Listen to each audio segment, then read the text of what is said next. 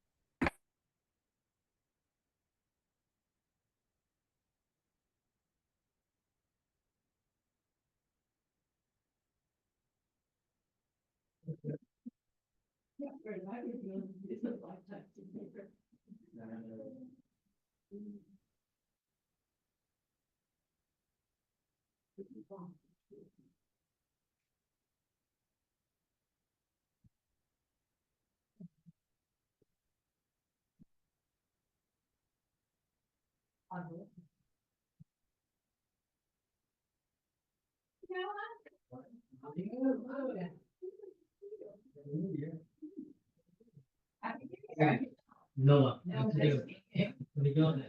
Yeah.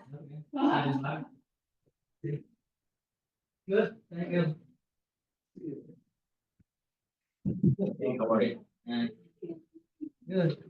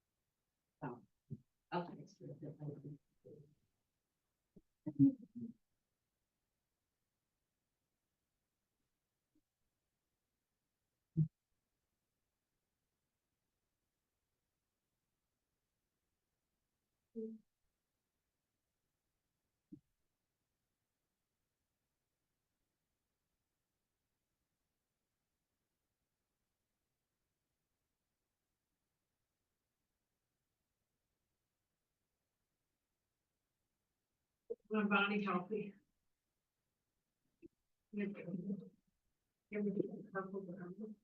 Oh gosh, you can get it in your egg. Okay. Hey, Steve. Hi, Allie. How are you? I'm good. How are you? Good, good. What's going on today? Let's see.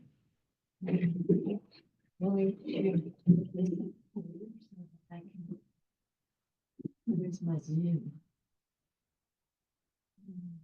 Okay, so you guys gonna have to bear with my skills on this computer. I'm a Mac girl, and that's strange now.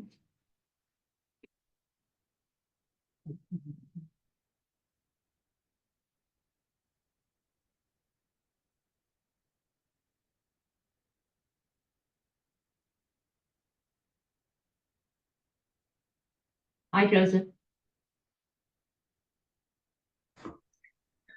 Hello. How are you? Good. Sorry I would have came in, but literally just got back from getting a crown put in. No worries. We weren't supposed to do it on Zoom, but apparently a couple of people thought it was, so we said, okay. Okay. You can hear us and see us okay here? Yep.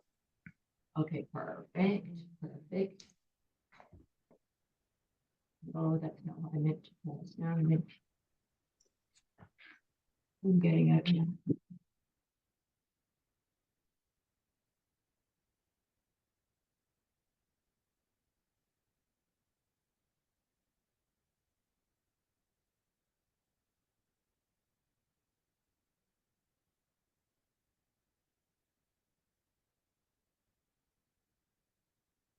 Yep. Oops.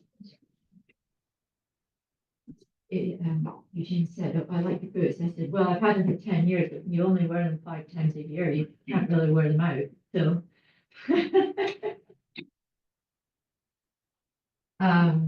We'll just give everybody a few more minutes here to jump on. It's right at 1:30 now. How's everybody today? How's the new year treating you all? Good, good, good, good.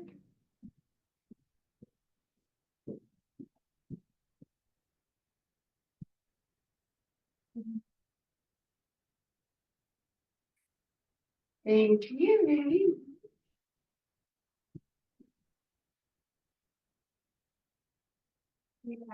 Yeah. And then he shows up afterwards, no problem.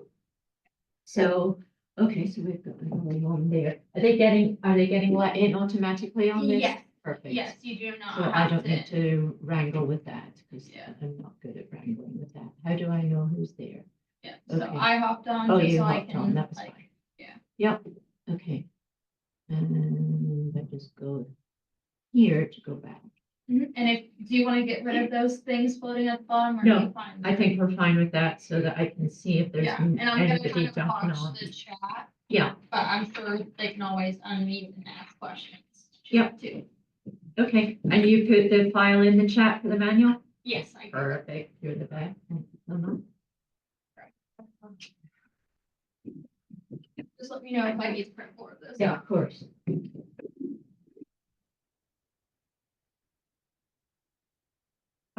So it's 1:30 and so we'll get started. So for those of you that don't know who I am, I'm just going to do it like you don't know who I am so that I'm introducing myself properly because I'm teaching for Florida Education Services this year. So I got to get used to always doing the proper format. Okay. So I'm Michelle Combs and I am the founding member of the Welcome Home team. I am partnered in the team with my daughter Stephanie Pearson. I was going to say Ross, but she's a Pearson now, who is currently missing in action with a new baby, but sometimes shows up. So we have been members of this market center for this will be our 12th year. I am an ALC member and have been for, I think this is my 9th year. So I'm very familiar with everything Keller. And our business was built very much on repeat and referrals. So I like to always mention that because that's the core of our business. We are not cold callers, anything like that. So just that is our business, is our referrals and from past clients and a lot of Keller Williams network. So today we are going to start on the 6 personal perspective. So we're at the start of the new year. We're ready to achieve everything, right? We're all doing our new commitments. And I know that there's 2 people in this room that just joined somewhere yesterday that they committed to a new habit and they're going to be getting themselves fit. And so everybody's like is starting in this new year. And there you are. Hello, Mr. Bill. Sorry, I was late. You're welcome. You're no problem. I don't need anyone more money tonight, okay? Okay. I'm ready. You already owe $125 from last night. So we're all set to go. But do we really have the right mindset? Are we really starting off on the right footing? So the 6 personal perspectives is a core foundational philosophy of Keller Williams International, the company itself. It is actually one of our pillars. It sits right on our pillars along with our mission value statement, along with our Y-Force C2Ts. 6 personal perspectives is something that Gary built himself, and he goes back to time and time again. So before we start, this little video that we're going to watch really should have been watched before people came in, but normally the 6 personal perspectives is taught as a full day class. But the leadership and I decided that it would be better to break it into 6 individual, much easier to focus and get people engaged with each individual one being an hour to an hour and a half long than it is to sit for the whole day. So we are focusing today on the very first one, which is commit to self-mastery. So had you been coming to the 6 personal perspectives day-long course, you would have pre-registered and you would have got to watch this video beforehand. So it's going to take about 4.5 minutes. I want you guys just to watch this video and kind of, really pay attention and take your ahas, this is going to drive me nuts. I'm used to it out there and I can't get more. You notice it's the first time I've taught in here as well. So that's going to be interesting. Okay. Along with the fact that I'm a Mac person. All right, guys.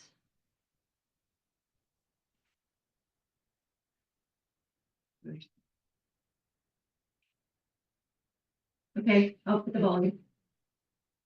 Audio from the left lower is up. Is that, no, that's the Zoom audio. Okay, let's see. TV.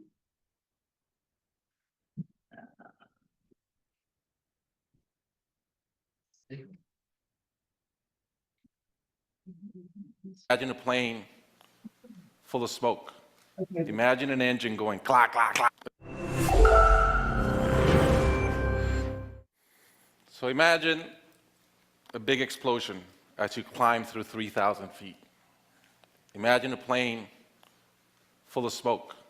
Imagine an engine going clack, clack, clack, clack, clack, clack, clack. Sounds scary. Well, I had a unique seat that day. I was sitting in 1D. I was the only one who could talk to the flight attendants. So I looked at them right away, and they said, no problem. We probably hit some birds. The pilot had already turned the plane around, and we weren't that far. You could see Manhattan.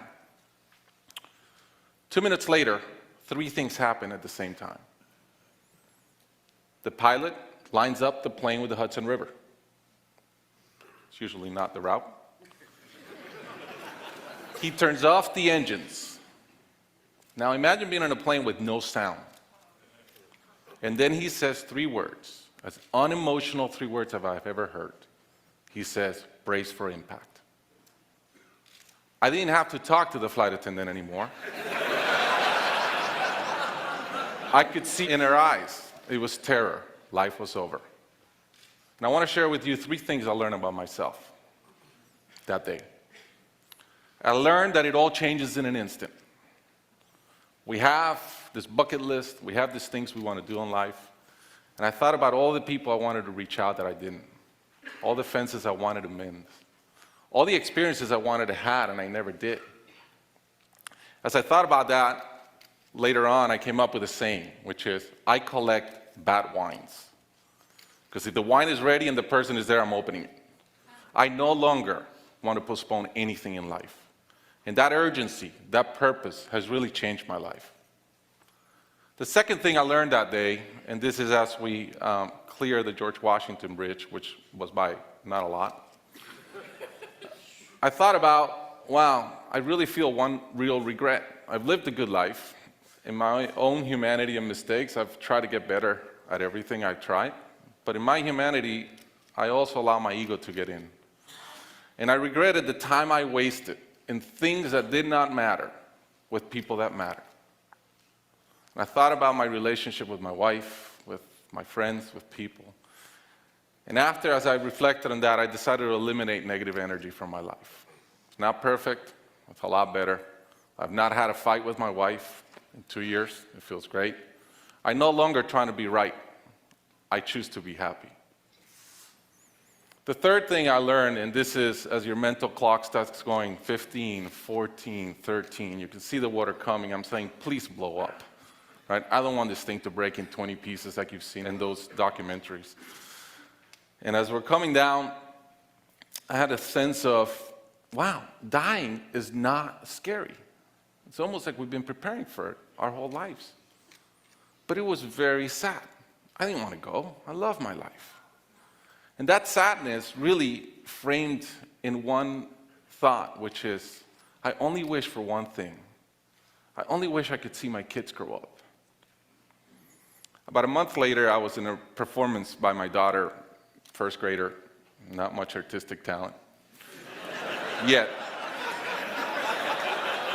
And I'm bawling, I'm crying like a little kid. And it made all the sense in the world to me. I realized at that point, by connecting those two dots, that the only thing that matters in my life is being a great dad. Above all, the only goal I have in life is to be a good dad. I was given the gift of a miracle, of not dying that day.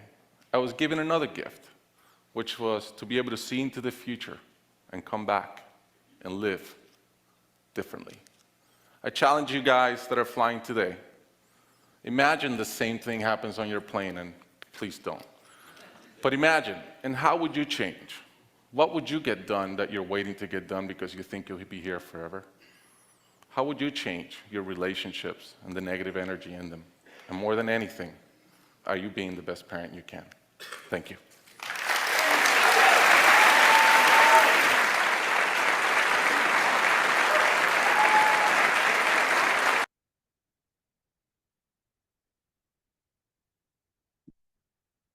Okay. So, a little scary, huh? Gives you something to think about though, right? So obviously he was on the famous flight. It survived on the Hudson River. We've all seen the movie. But it's really gives you something to think about. He talks about it as a gift, something that was given to him that to be able to go back and do what he hadn't done. And right here, we're here today to figure out how do we achieve what we want to achieve. So to pick 6 personal perspectives. They are the foundational element of Keller Williams. And Gary originally asked the question, what is it that differentiates those who achieve at the highest level from those who don't seem to accomplish as much? Now you've all got the manuals in front of you, you can follow along with this. But Gary asked that question, what differentiates those people? Why do they achieve so much more than other people? And after thoroughly researching, he came up that there was 3 basic attributes that those people had. Number 1, their mindset. Number 2, the attitude. And number 3, their approach to life.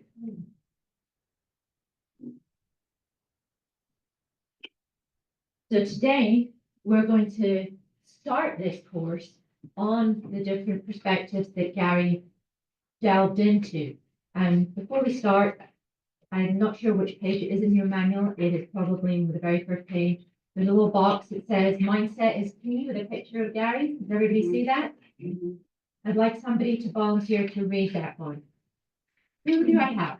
Okay, Mr. Bill. is it okay if I scan? You want my glasses? I left them out, so I'll make it. Gary has said, when you interview the very top people and ask them what their biggest challenge is, inevitably they will tell you it is mindset. Keeping it strong, focused, and positive amid the many challenges they encounter every day on their way to the top. Gary continues, life is an inside to the outside experience. When you get this at a deep level, you realize that who you are inside determines and drives what you are on the outside. The very best achievers know this and therefore truly work on and protect their mindset. Absolutely. And, you know, we know that our mind is just so powerful. I mean, we've all heard stories, crazy stories about the mind, right? You know, about people that, the one that comes to my mind all the time is the story about the guy in the freezer. He got shut in a freezer, one of the walk-in freezers, and actually, you know, made calls to his family and things, said he was going to die, did die. The freezer wasn't even on. His mind basically did that because Wow. he thought it was. And I mean, it's a true story. And so the mind is a crazy powerful thing. And I know that it hasn't done me some justice a lot of times, and I'm sure we can all resonate with that, right? But yeah, there is a way to control that I mindset. just heard you say somebody thought they were in a freezer. Yep. They were still making phone calls. That's not an They make phone calls excuse. during our cushy chairs. Right, yeah, that phone, but you know, but Eugene, it depends how heavy the phone is. Yes, always. You know, I don't It's like know, but my 1,000 phone pounds, is but- always like at least 2,000 pounds and I can't pick that up, so, you know, And just then we saying, find out it's so light once we do it, right? just saying, right? So, you know, that's where we are. So, you know, the individual's attitude is everything. It determines your mindset. What is your attitude? You can reach the highest level of achievement in business and in life by adopting these powerful perspectives. So, are you ready to dig in and find out what these perspectives are? Great. So, let's think a little bit about that video. So, what impact did that video have on you? Your book is hitting the keyboard, scrolling through all the paper. Oh, thanks, Bill. Okay, Like we're 25 going way minutes. back here. Oh my God. Okay. Sorry, guys. Going all the way back. I thought it was interesting when he said, look into the future, because it was odd, because he's sitting there at his daughter's play or whatever her artistic lack of thing was. But he said, I saw into the future when he was on the plane, because all he wanted to do was be the best dad, which was the future. Yeah. And that's an interesting perspective to be able to recognize that that's how powerful that was at that moment when he thought he was going to die, that the only thing he thought of was essentially his future. Yeah. So. Exactly.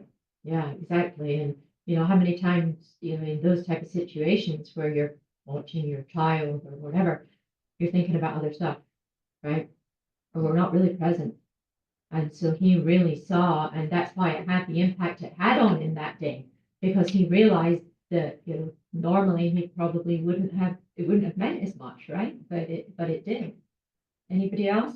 Any ahas from that video?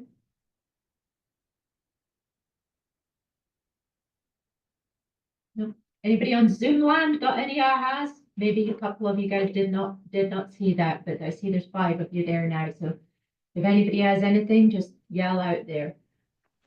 So the first one, the first step, 6 personal perspectives. The first step, commit to self-mastery. That's what we're going to look at today. What does that really mean? You're going to nail it. I'm going to master this. You know, master something. Think about that, what that means to you.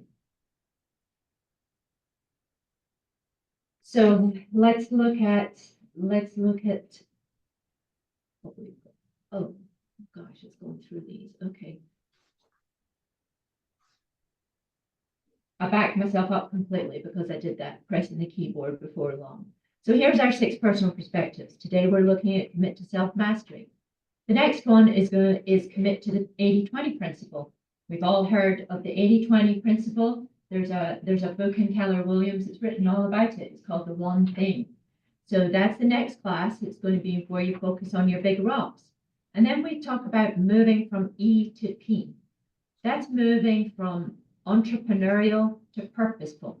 I'm purposeful about breaking through my ceiling of achievement. We all have a ceiling of achievement. So step 3, we're going to look at that one and how we actually do that.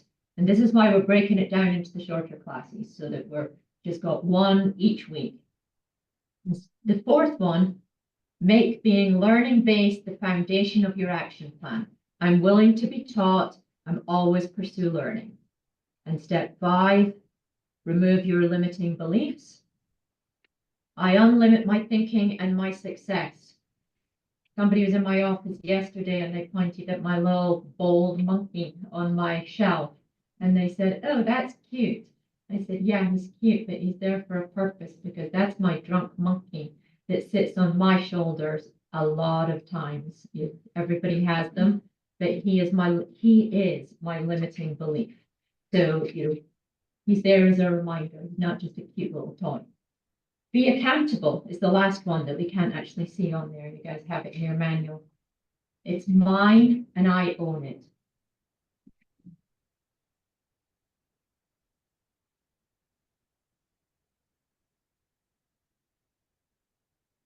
So thinking back to that video again, he was in the front row on the US Airlines Miracle on the Hudson. And that experience, understandably, changed his perspective and his life forever. He's given the gift of seeing into the future and then coming back and living differently. For the rest of this class, imagine that you guys got that same gift. You got a gift of going back and doing things again. So I challenge you to do the exercise that you see in your manual. And how would you change? Think about how would you change? What would you do that you are waiting to get done because you think you will be here forever? Really think about those things. On that page, you've got a space to fill those out. And I'd like you just to take a few minutes and think about that. What things would you like to accomplish in your life you haven't achieved yet? You can think of what you'd like to be, do, or achieve. Just take a few minutes and try and write down 3 things.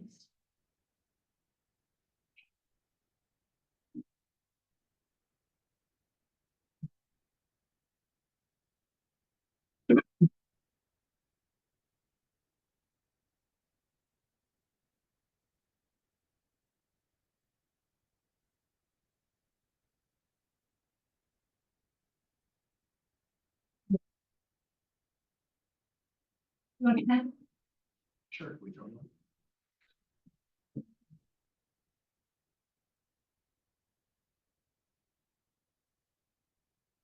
Already know mine. But you gotta write them down because we're going to use them. Don't make me put you to the front of the room, Bill.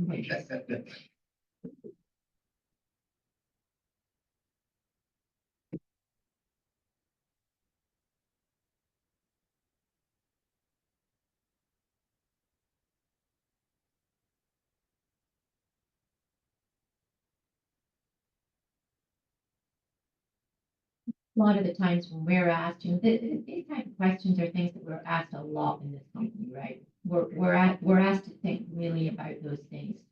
And I feel like for me personally, it was kind of superficial for many years because it was kind of always related to maybe an income or something like that. And then I started to realize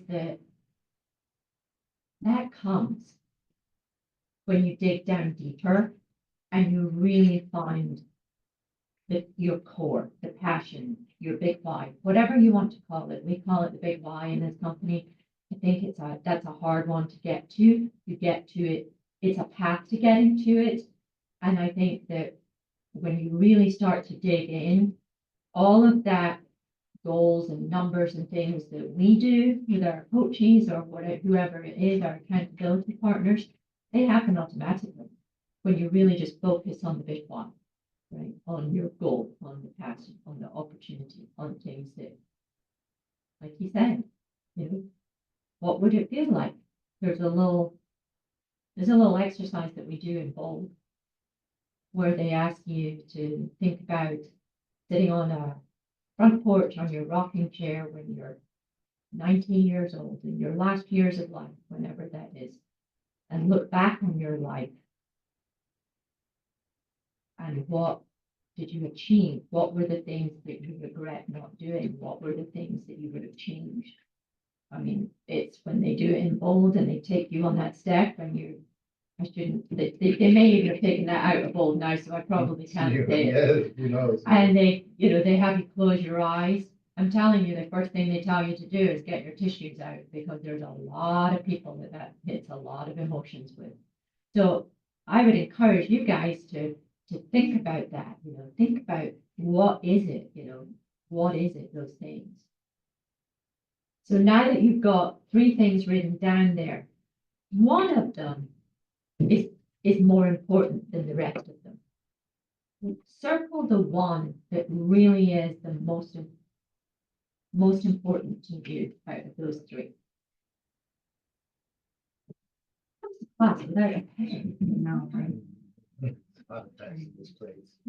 And I can never find one. Oh, there's one. Bill, I'm walking with a pen for you. Right? Here's your own personal pen. I dare throw it. I might stab somebody. That's not good. Broker Jeff's there. I might get in trouble for that. You got the best up there in the front. there. No. That's it. So we've all got that? Okay, good.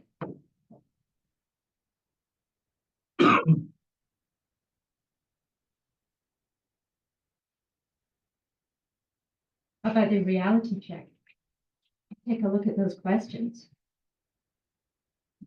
How are you doing on your goal?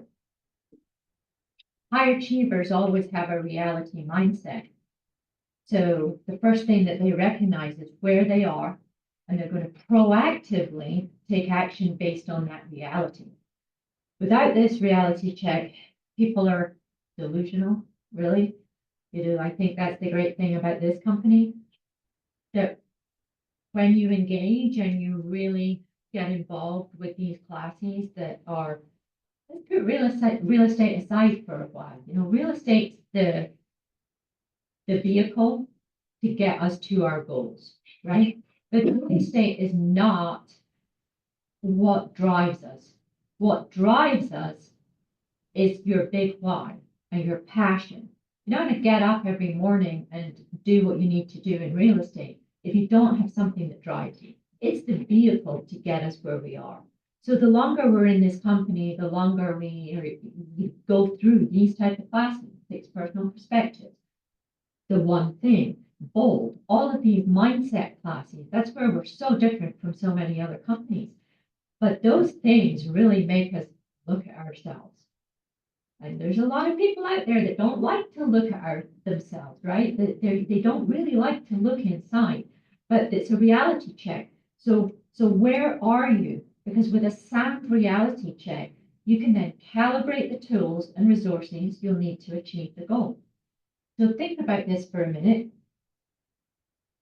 Think about your one goal that you circled on there. How are you doing with that goal? Where are you? And you'll see on your page, there's a page that starts do a reality check and it's got 4 circles. Just fill in that space there. How are you doing with your goal? And then think a little bit more about that. How do you feel about that? How does that make you feel when you say, okay, there's my goal and here's where I am with it? You feel good about that? You feel like you're not succeeding? How does that really make you feel?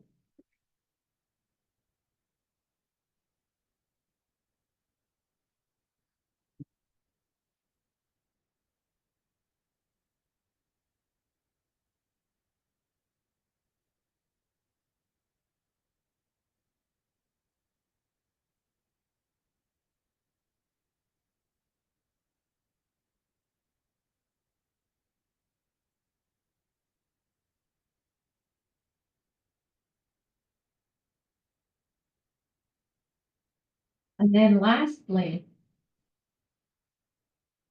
if you think about your future and you didn't achieve your goal, how would that affect you? How would it affect yourself? maybe it's your family. How would it affect you if you went through your life and you didn't achieve the goal?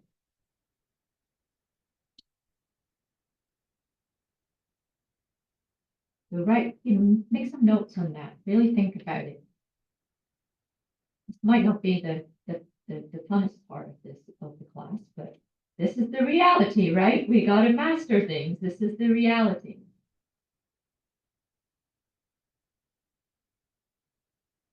So would anybody like to volunteer, share with us what their goal is? Share with us where you're at with it. Is anybody willing to do that? Whose name doesn't rhyme with Bill. Yeah.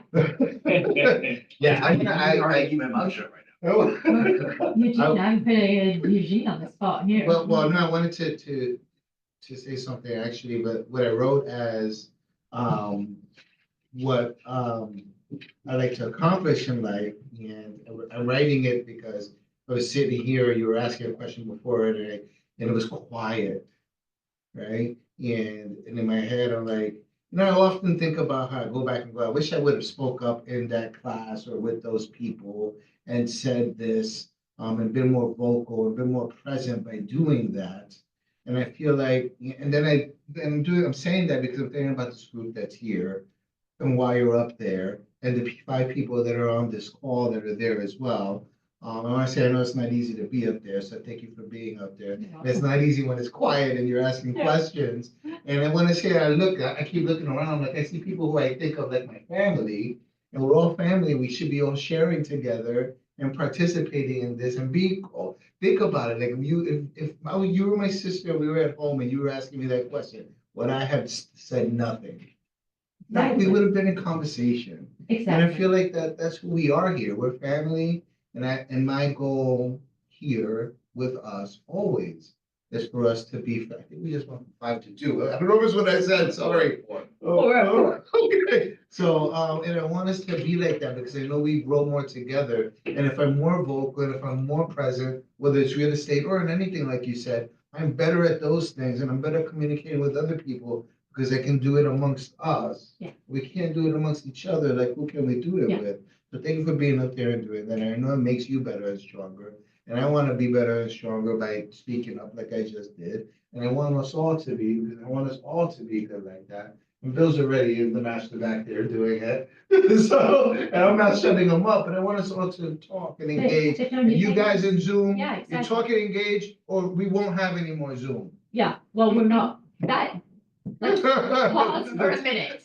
So I have two things to say. Firstly, I'll say, following up on what Eugene was saying is, when we share things and we know each other like that, that is part of our culture here that we do that. Maybe there's a tough day one day. There's been many in the years that I've been with Keller Williams, and there's been many of the people that I know in this office who've known my goals, know my passion, know things, and on those days when it's been a tough day, they're there to remind me of those things.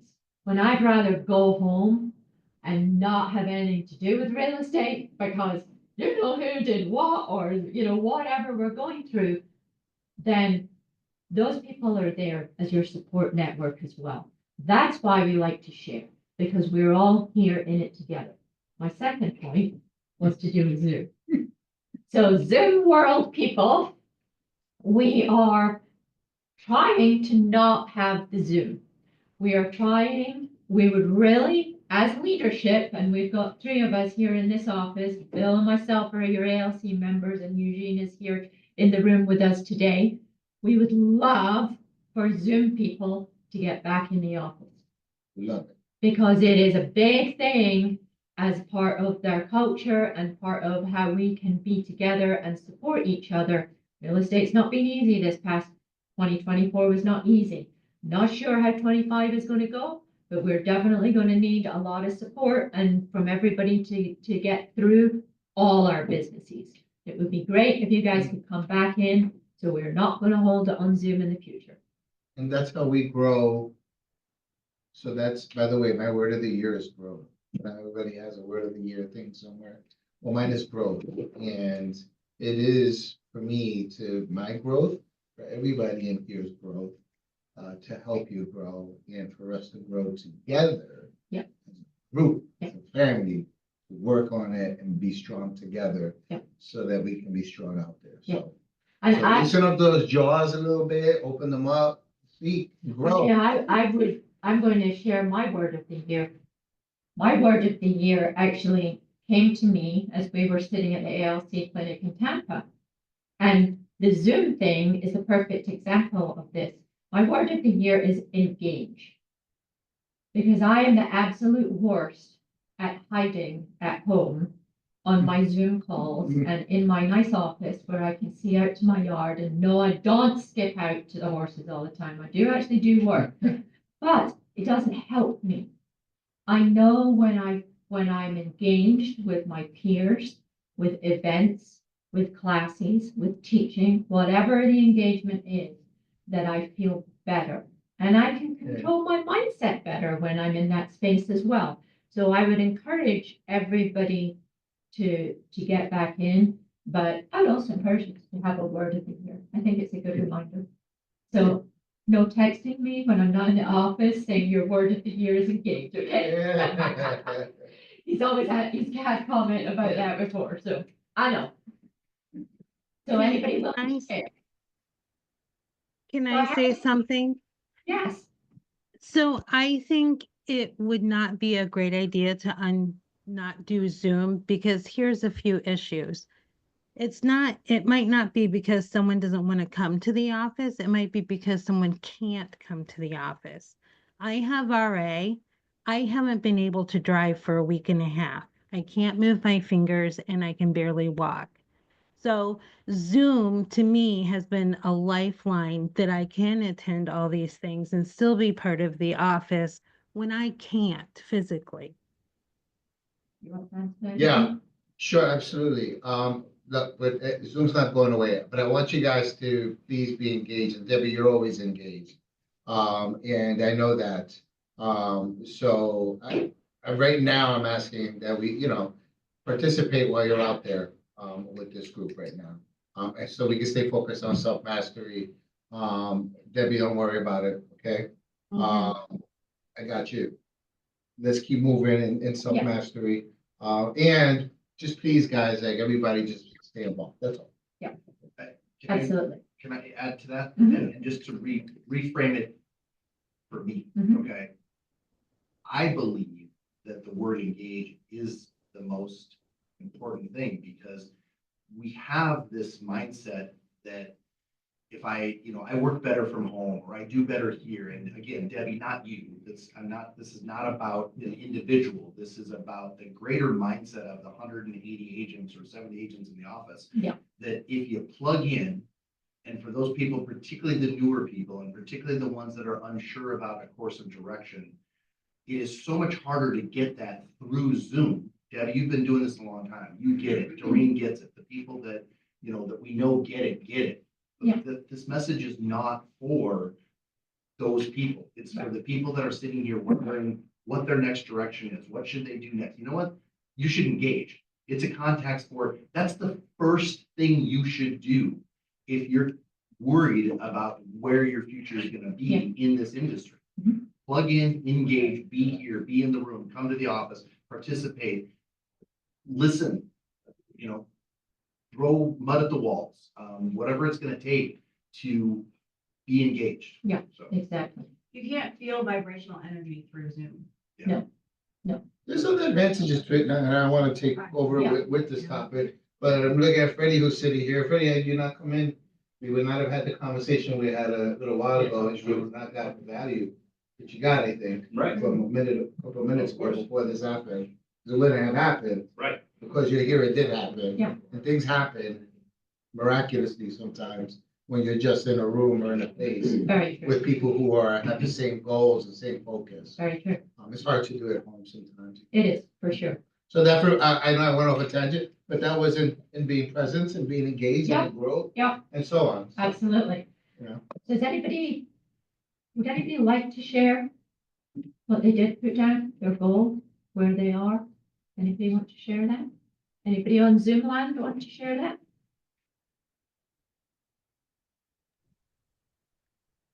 I'll I share do. something. Yes, How about good. Thank you, Freddie. that? I was like, please don't call on me. I, Oh, I was like, So I'm not from this area, I'm from New Mhm. Jersey, and, it's hard Won't hold it to against touch people, that are back home. And, every time I go, I try to touch family and friends. And yesterday, the day before yesterday, I had found out that a leader in, the PAL basketball program that I was part of, when I was growing up, had passed. And he was the leader, he was the referee, and he's the one that kind of put you in your place while you were playing the game to help you become a better player and become a better person. And I know that I had went back up, not too long ago, and I usually try to touch the PAO program at some point to say, hey, what's going on, guys? How's the program? And I didn't. And he passed, and I'm like, I should have done that touch, because it's not all about real estate, but it's all about staying connected. Yes. And maybe through Facebook and things like that are other ways where if you're not in town, you can still touch people from far away. Yeah. So, I mean, I'm sure we've all had situations like that. Whether it's, very close to us even, or, somebody who's just a friend, we all have, so it's about taking that time, and like you said, there's other ways other than being one-on-one in front of them, right? But time is fleeting is what Time is is so, what I'm learning, that as I'm getting older, oh, yeah, more of those things are happening, and so it makes you appreciate, that you're able to wake up. Yeah, And still be absolutely. present. yeah, thank you for sharing that, because that really is so true, time is precious, it's the one thing we can't buy, right? Right. So, thank you. Okay, so let's dig in to, I think there was someone on Zoom that wanted to. Oh, say was there? something. Was there Sorry. someone on Zoom that wanted to say something? I thought I heard a voice come up. No. maybe they just didn't have themselves muted, Yeah. right? Okay, so what ahas have we got so far? What is kind of jumping into your mind? Any ahas? Any ahas out there on Zoom Live? It's something Glenn just said that really stood with me, and it reminds me of what he just said. Reminds me of like the different ways that like real estate like really like plays into all parts of life, and we just use like the same strategies to reach out to our people, and just to say hello to our friends and family. And gratitude cards is something that I try to practice and I've fallen away from, and I so deeply got me to get back to. And like it's like over a year ago, you just reminded me like someone I sent a card to, my fifth grade teacher, who impacted my life a lot. I saw that she had just retired on Facebook, Yeah. and I wanted to send her a gratitude card. So I sent it to her, and she sent me back a beautiful one back. And it's just like doing like something like that is a way to touch people. You just remember like so my practice was every day I do two. And I send it out to two people, just to, whether it's family, it's business too. Like to me, it all Yeah. bleeds together.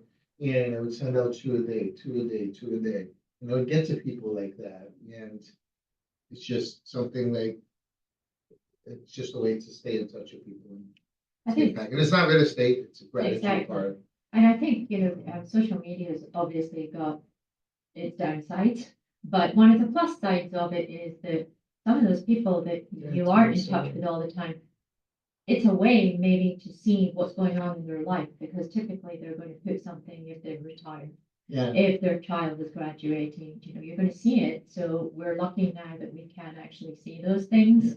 And not only if we're calling them or if we're sending them a card, keeping in touch. However, it's easy for us to have something to to make that contact with and know where people are. So good. Okay, great. I have something to say on the note card thing. It doesn't matter how long you've known somebody or if it is a friend. I had a friend who I just sold them a home, and I just out of the blue, I did my note card to them, and she called me and she said that I had perfect timing, that her and her husband were now getting divorced. I mean, and we talked like every week, and that note, just because it was so personal to her, that she felt like she could tell me. Yeah. So those, they do work. Yeah, no, they absolutely do, for sure. And, how often do we get something handwritten in the mail these days? Not very often, right? It's all just junk Right. mail. So it's nice to have that. Thank you. I appreciate you saying that. So now that we've defined the 6 personal perspectives, we're ready to jump into the first one, commit to self-mastery. So, self-mastery, what is that? It's the possession of great knowledge, skills, and habits that make you the master of you. So let's read that again. Let's have somebody read that. No, would you like to read that one for me? Are you following me on the page? Self-mastery. So the possession of great knowledge, skills, and habits that make you the master of you. That's what self-mastery is. The high achievers understand that before they can pursue mastery of any endeavor, they first have to master the baseline, which is self-mastery. Once that's attained, it will allow them to master other things outside of themselves. So when they commit to achieving self-mastery, what is that? Well, it's number 1, knowing your goals. We just went through that. One of your goals. You circled one of those. Know your strengths and weaknesses. We've all got things that we're great at, and we've got things that we're not so good at, right? Know those and own them. I say own them. I know that's hard sometimes, especially the weakness part. We all know what we're good at, but we kind of want to hide from the weakness thing. I say own it because those are the things you want to do. And honestly, I'm standing here today teaching self-mastery. And when my daughter asked me what I was teaching today, she nearly fell off the phone laughing. And I answered in the term that we use in this company is, if you want to learn it, you teach it, okay? Because I'm the worst at self-mastery. So that is partly the reason that I chose to teach the 6 personal perspectives, because it benefits me, because I know my weakness is not really to be accountable, be all those things, right? So know your strengths and weaknesses. Know how to work with both your strengths and weaknesses to seek and master the necessary knowledge, skills, and habits to reach your goals.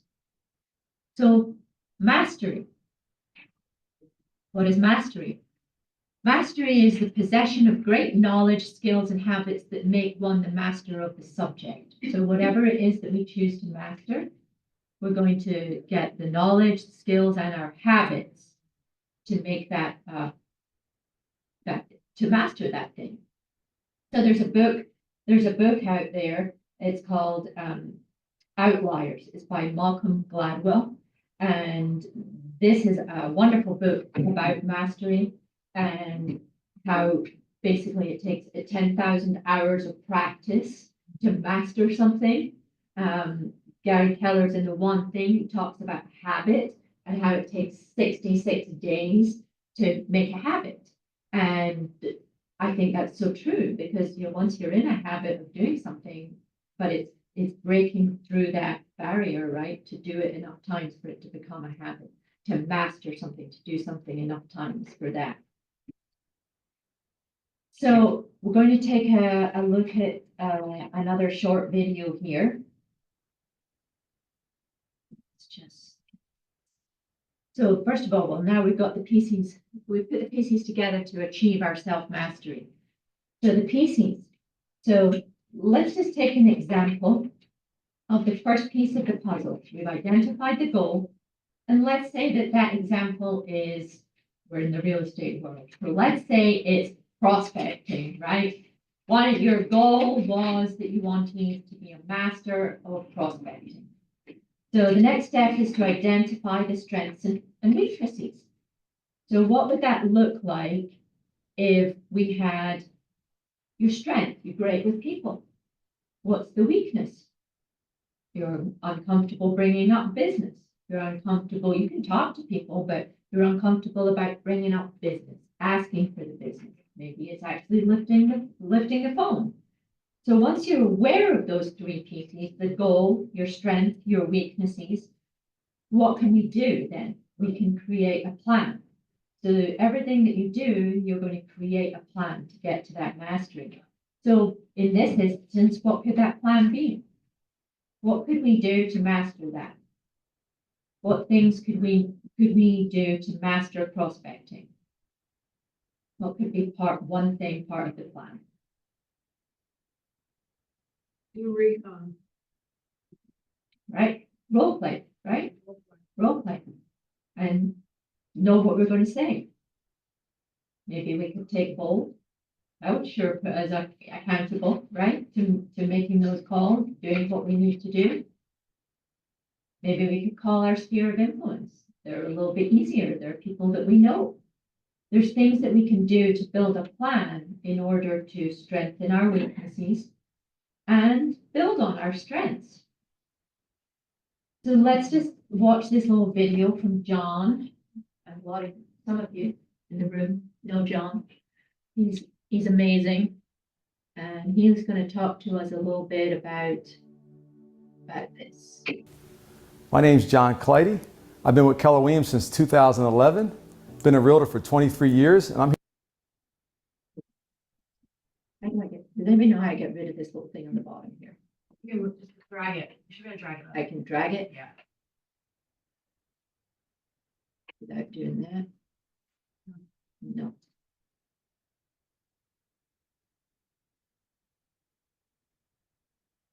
Just take the slider on the right, slide to pick the frame up the video. If you go all the way to the right side of the screen, my right, top, all the way top. There's a slider on the right side of the screen. See a gray bar. Oh, okay. Grab it and drag it. Yeah. There you go. Thank you, guys. That would be nice. You can full frame if you like. I just want to. I'm here to speak about committing to self-mastery. You know, when you think about self-mastery, it's one of those things that, you know, reminds me of watching basketball. And, you know, you see these professional players and they shoot three-pointers like it's nothing. And you think, oh, that's easy. But when you figure out behind the scenes, they're practicing shooting thousands of shots every day, even on weekends. And then you start to figure, if, you know, you do that every day, every month, every year, and you continue to do it. And you start saying, wow, why are they so good? Well, they're good because they practice and they continue to have habits around it. And they eventually master it. And I think about Steph Curry, that he's shot so many three-pointers that it would take someone almost 7 years to catch up to the amount of three-pointers he shot over his course of his career. So that's, to me, that's really self-mastery. That brings me to my story. I was a New Jersey State Trooper for 17 years, a dual career realtor as well, and did both at the same time for a lot of years. And I always struggled hiring admins. And I was like, why am I continuing to struggle? And I would get a resume and look at it and say, I got a gut. I think they're going to be good. And over, I kept failing at hiring an admin. And when I came to Keller Williams, they had this process called, well, at the time was Recruit Select, which I never really got into that much. But then when career visioning came, I started to really kind of like get into it, teach it, understand it, and I was able to participate in the train-the-trainer for career visioning. So I was going to be one of the facilitators for career visioning. So it kind of forced me to kind of get into career visioning and to learn what it was about. And I really got attracted to the systematic approach to hiring because I never did it before. I was just hiring by resumes and gut. And as I started to teach it, I started to learn it more, and then I actually went and watched other people present it, and I was like, wow, if I really can nail this, I could probably really get good at making hires. And then if you listen to what Gary says, you know, your first 5 hires, how important they are to the success of your organization. And then, you know, who you get in business with matters. So if I can nail this, you know, I really can have a big, big life.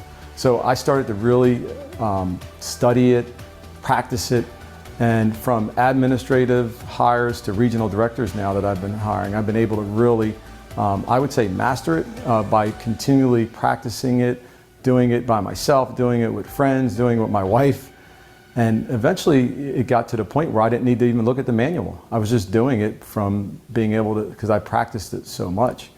So if you think about your career, you know, what is it that you can do that actually allows you to be really good at what you do, whether it be lead gen or to be networking?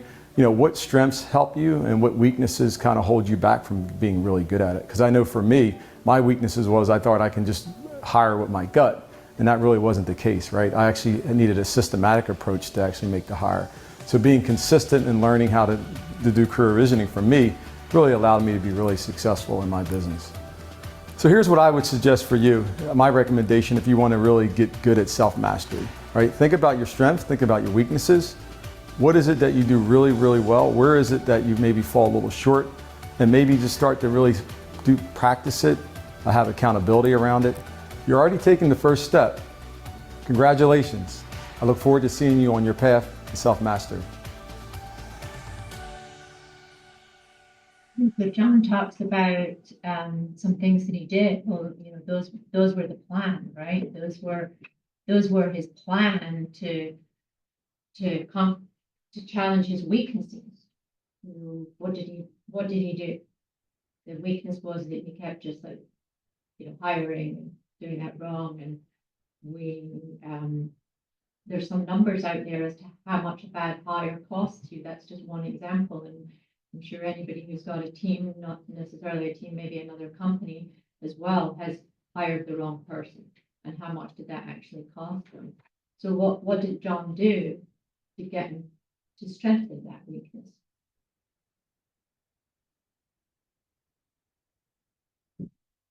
Started to teach the class. Yeah. But first of all, he went to the class, right? Yeah. And he learned that there was a system for that and that he could dive into that and really learn it.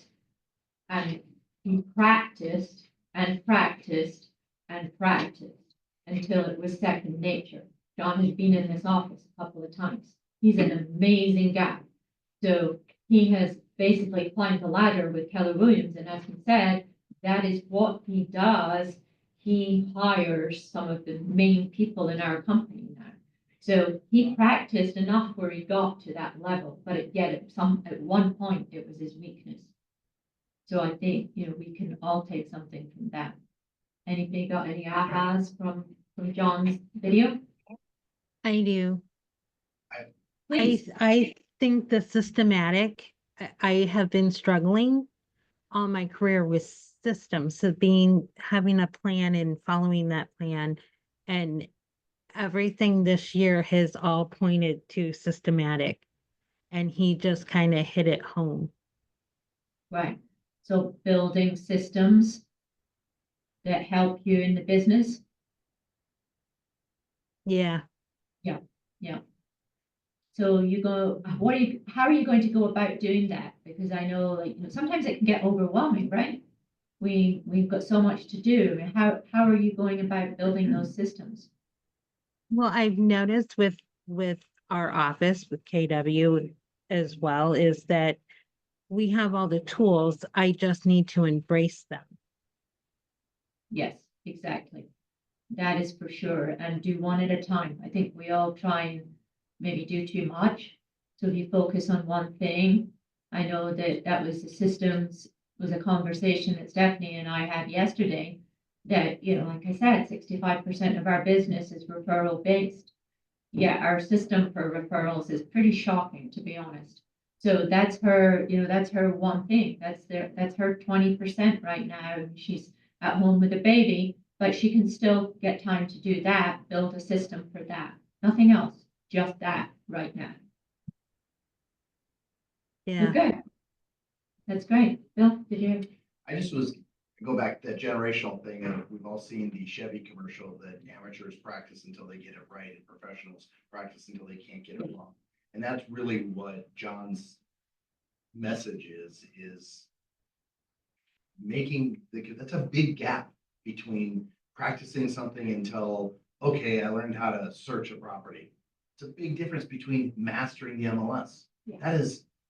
That is a monumental task. And It it's is. the same, I hear it a lot right now when people are coming either into this industry or back into this industry, because the technology has changed so much in the last 4 years with Zoom and with all the other things. And if you don't plug in and figure out how to do it, you're limiting yourself so much right now in your ability to grow that it's tough. I used to tell people all the time, people would say, well, it's an easy target to hit. Not if they're moving.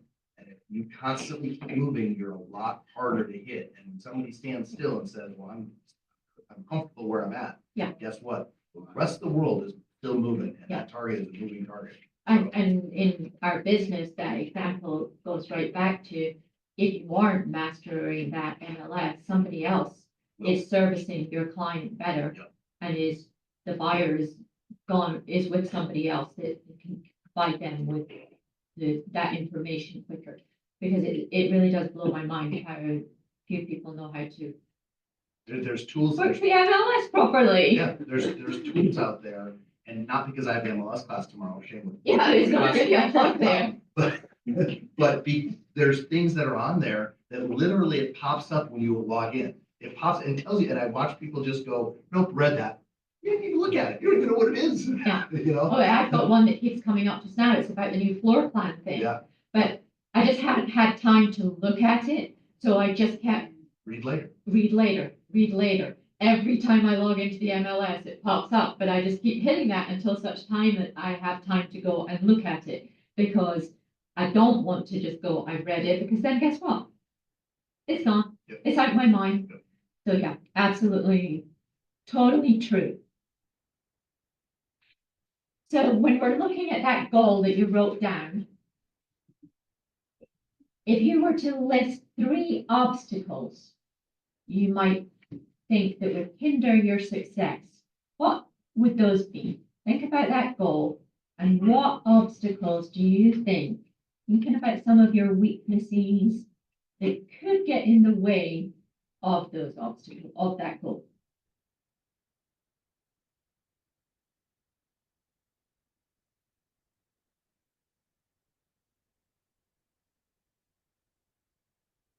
And what I'd like you to do is, we've got an even number in here. I would like you to follow what we're supposed to do as a class and partner up with somebody and discuss those obstacles. Discuss what they are, the weaknesses. How could you possibly get over those? What are those obstacles that could come in your way very easily? So when you're ready, partner with somebody. I know we've got maybe Noah and yourself can go together, I or do too. no? Pick up. Oh, no. I have an obstacle picking up my head. Well, I'll jump in and partner with Noah. How about that? I'll partner with you. Are you staying? No, I'm out too. Oh, No. my goodness, see? That's okay. Done. That's Thank you, okay. thank you. You're welcome. Well, You don't have here, what are your, what are your goals? you don't have your goal?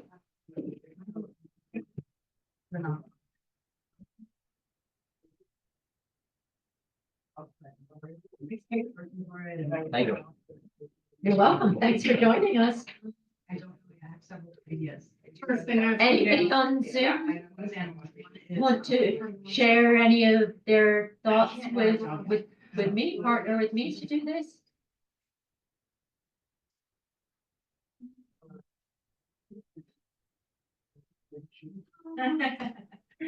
Yeah, well, yeah, essentially business, business wise. I'll share. Who's talking? Because unfortunately it's not popping up on my screen, so, Joseph. hi, Joseph. Yeah, so what together. ahead. So I had 2 different sets, personal and work related. I guess I'll just do the work related.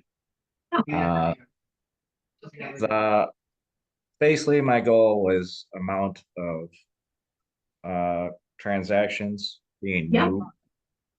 I guess the three obstacles that I see is number one is myself. I guess the limiting belief aspect, which I'm working on because I came from a steady paycheck, actually a decent steady paycheck. So now it's a little bit interesting being commissioned. Yes, totally hear you there. But then secondly is I made the business plan and following the business plan to go through all the steps. But I guess the second obstacle would be not following that Yeah. plan. So when you think about those two obstacles, what I'm hearing you saying is your mindset, right? The mindset, the first thing, and the actual following a plan for the business, right? You've got a business plan. But Yeah, because I tend to be, I usually worked in a fast-paced environment. Yeah. So I don't really like sitting around and not doing anything, but that can also lead to me trying to do too many things at once as well. And especially being new and not knowing everything could get me into trouble. So I tried to stay away. Right. So how can we break that down? I mean, with your business plan itself, business plan sometimes can be overwhelming because it's a very large number of goals. Yeah. We've got things in this company called a GPS and a 411. Have you ever heard of those? No. Okay. So at some point, I'm going to explain them very quickly to you, but at some point, I'm happy to sit down with you and show you those, because what they actually ultimately do is give you the smallest thing each week that you have to do. Because sometimes that big goal can just be like, where do I even start? Like you said, with too many things, right? And you start to do too much, and nothing is done properly. So how do you break that down to what do I actually need to do this week? Here's the one thing this week, the 20%, the one thing this week that I need to do for this section of the business, this section of the business, and this section of the business. And if you just simply do that one thing and you have a plan that's broken down by the GPS and the 411, you start to walk the path. The GPS, why do we use a GPS in a car? To get to the destination. Exactly. So what that does, what our GPS does is exactly the same thing. It gets you to the destination of your goal, knowing exactly where to go in the smallest chunks. So that is something, we've got the tools for that. And that's something that you can help to, maybe you would call that a weakness, that you might try to do too much and then do nothing, right? You don't master anything. And we're in a business where there's a lot of information coming at us and we can go from one to the other and really not achieve any forward pace. Right. The mindset. What can we do about that? We've got all kinds of courses inside our company. Bold is one of them. I would absolutely encourage you to attend Bold at some time this year. It is a 6-week course and it is very, very worthwhile doing. It will super help you with that mindset, stepping away from a W-2 job to a commission is a very the biggest thing that people say normally is about their time. They want to have time. Well, unfortunately, that also has a negative side because we get the time and then we don't control it. Whereas when we go to work, we're going to work, right? To a W-2 job. We know we have to go there every day and do the work. But when Right. we're self-employed and it's our own business, it kind of gives us a little bit too much freedom, as it were. So the mindset thing is big, and we've got things to do that. So I would encourage you to like step into those things, and then please reach out. I'd be happy to do like an hour one-on-one coaching and break down those goals in a GPS, a 411, and show you how to use those systems. Okay, thank you. My pleasure. Thanks for sharing. I appreciate you sharing. All right, guys. So anybody want to share any of their weaknesses and what they're thinking that they could maybe do about those to help get support? I had somebody on Zoom do it. That was great. No? Go. Nobody else is gonna say Yeah. anything. I can't say that quite Exactly, you word. are. What's your obstacle? The obstacles are, and I kind of said it's posted on my door, but if I have a goal or something that I want to achieve, often my immediate selfish desire will trump me executing that next step that would be the best thing for what I ultimately want. Example meaning, I should call my grandkids tonight at 5, but dinner opportunity came up and I really want to go to this nice dinner with somebody and I'm gonna do that instead because that sounds more fun. The phone call is not to help the immediate me feel better. That dinner sure is. But I know that the phone call would add layers of a relationship that over time will help me achieve the goal of being a better grandparent to my grandkids. They're not gonna recognize that at 3.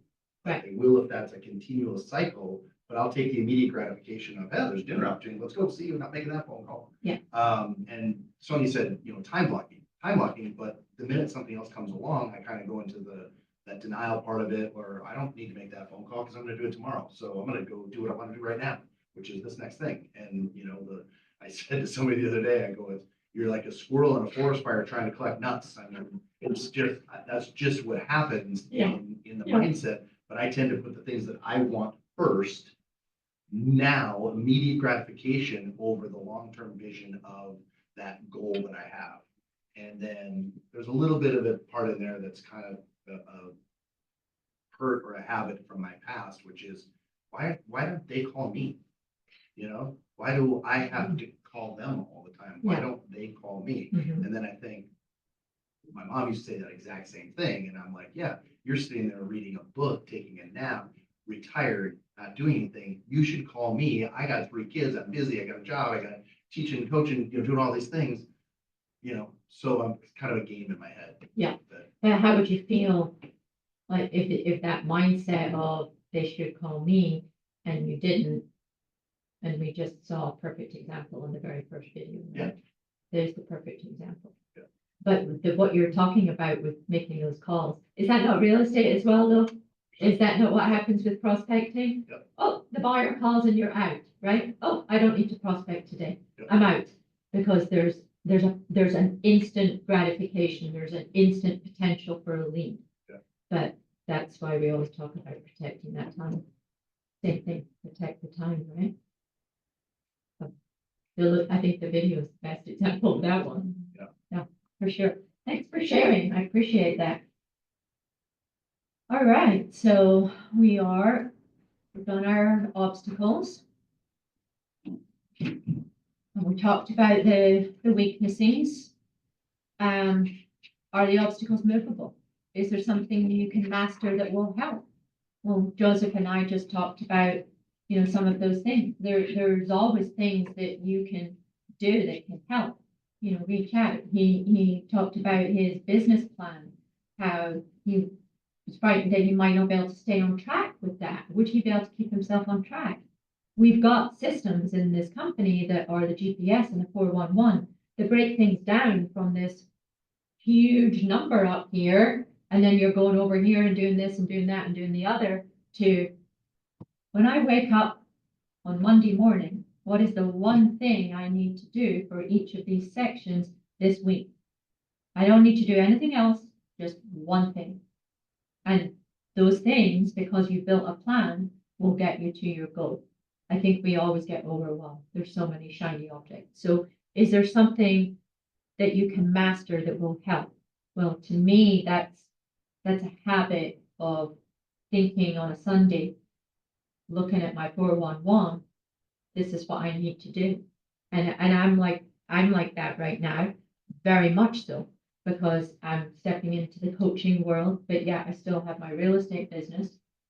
And yeah, I still have 4 horses in my yard and I teach horsemanship coaching as well. So I've got 3 things going on, and we have a farm that we still run in North Carolina, and this and that's a business, and then there's an Airbnb here, and those are businesses, right? There's like 5 businesses, and sometimes I can go, oh my God, where I get nothing done in a week because all I'm doing is putting out fires. So I started. I'm not going to say it, but it is my New Year's resolution that I do. And I look and I say, what is just one thing? Because what I'll do is I'll write down 10 things that I need to do that week for each thing. Well, and I'll have a list for this business, a list for that business, and a list for the other business. And you know what? I get to the end of the week and you're lucky if there's even one of those things done. So instead of doing that, I'm going to go back to, which is the next class, the 80-20 principle. And I'm going to say, what is the one thing out of that list that I can accomplish this week that is going to get me to my goals? Because I've already made the list. Now I'm going to try and find that one thing. And just that is what that's what I want to master, is being able to, on a Sunday, whenever you want to do it on a Friday afternoon when you're done for the next week, so you don't have to worry about it on the weekend. Whenever you want to do it, I'm going to look at the following week and say, one thing for this, the one thing for that, the one thing for that. I know I can achieve that. And if I get in the habit of doing that, then I will more likely stay in that habit better, because I'm not good at habits. So I'm trying. So that's my thing. There's a saying in recovery of just do the next best thing. Yeah. Meaning sometimes that's just getting out of bed. Mhm. Sometimes that is just getting to the office. Mhm. Sometimes it's sometimes it's sometimes it's answering the phone from a Yeah. customer, Mhm. but just do the next best thing. Yep. And it gets rid of the monkey mind. It gets rid of the negative thoughts. It gets rid of the I can't do this, because they build on each other. And you hear the old story about making your bed in the morning, that. Mhm. the- Yeah, absolutely. It's just do the next best Yeah. thing, and it starts to snowball. And pretty soon that becomes the 66 days, that becomes the habit, and voila. So, And when I'm looking at that list, I also kind of think to myself, when I read each one of those, which is the one that makes me feel the most uncomfortable? Because that's probably the most important one that needs to get done, because it's the one that you don't want to do. But 9 times out of 10, it's the most important one, right? It's that weird feeling. It's like we were talking about last night, like you're sitting in a class and somebody's talking about something and you feel like the whole class is looking at you. But you feel like the whole class is looking at you because it's that one thing that you know that you should do, but you keep going, no, I'll do that one. That one looks like a much better choice for this week. I really enjoy that. So I'm trying to do the one that makes me feel a little like that inside, weird. I'll choose that one because it might be the one that I actually need to do. Okay, thanks for sharing. All right. So with that, are we all ready to commit to self-mastery? You got something to think about? We're at the end of number 1, commit to self-mastery. So do you have something to take away, to think about? Did you get? I wanted to add something to what you were just talking about, since you're just finishing with that, Mhm. just as an interjection, as for my time in my adult life, I've been commissioned all my life. Mhm. And so self-motivation had to be there, but I had to believe in myself. Of course. And I think some of these just really center on what are your goals? What are your strong points? Things like that. But I'm gonna interject that biblically, if we did what the Lord tells us, take one day at a time. If you took one day that you sat down and you said, okay, this is what I want to accomplish today. Is God with me? God willing, it'll get done. Because tomorrow has troubles of its own. Right. And you don't know what's gonna come at the end of the week. Yeah. So that's the principle I follow. Yeah, very good. Yeah, no, I like that as well, He's for good. sure. He Yeah. says good things. Yeah. Yeah. Does anybody else have any comments from what you've seen today? Anything that's really resonated with you? Anything that you kind of want to put into practice? Like what you said about the one that makes you most uncomfortable is probably the thing you have to do. Isn't that true? Yeah. That little squirrely thing inside, Mhm. right? Eat the frog. There's a little book about that. Anybody on Zoom got anything, ahas, anything that really kind of stuck with them about this first section on self-mastery?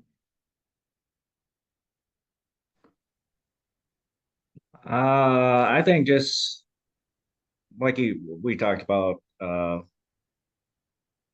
through the plan, not focus in a few things to start and not overwork yourself to become that master, I guess. Yeah, master each thing, one thing at a time. Yeah. Thank you. I appreciate that. All right, well, we're done a little bit early, but thank you all for coming. Thank you, Zoom, for joining us. We appreciate it. And thank you for everybody who participated. Thank you. Thanks. Thank you. Thank you. Did you say there's gonna be follow-up? Yeah, Classes I in think there? he's got me teaching the 80-20. Is it next week? Yeah. Yeah, I think so. Probably be next week, and then the following week I'll be gone, so we're probably going to try and do it each week, but there'll be 1 week that I'll be out. I have to go see what Dan. Anybody have an MLS subject that they want to talk about tomorrow? Anything specific? Preference? What else changed in 4 years? A lot. A lot. But that's might be, it's kind of gonna be one of the topics, because they added the Agent 3000, they added the floor plan thing, there's a couple, I know Jeff wants me to do listing input, but not everybody has a listing, and it's kind of, could be limiting unless, depends who shows up tomorrow, but if somebody has a Well, listing. still with listings, you put in your photographs, Yeah, and there's a There's few. a lot of few- additional Yeah, there's a lot of boxes. things in there that could help somebody. Are you gonna that's- do it again? I'll do it tomorrow. I'll do it. Listing is one of those things that you could teach a 4-hour class just on doing listing. But, I mean, I would like to, excuse me, I would like to go over more about the searching. okay, and that's funny because that came up in the last class too, and I thought I would do like saved searches, auto searches, some of that stuff. So that's good. I'll do that for Okay. sure. Thank you. And thank you, Michelle, for the class. It was interesting. Thank you, Lizette. Appreciate you joining. Thank you. Have a good evening. Bye-bye. I'm gonna log out of Zoom here. Thank you so much, everybody. Have a great day. You too. Bye-bye. Bye.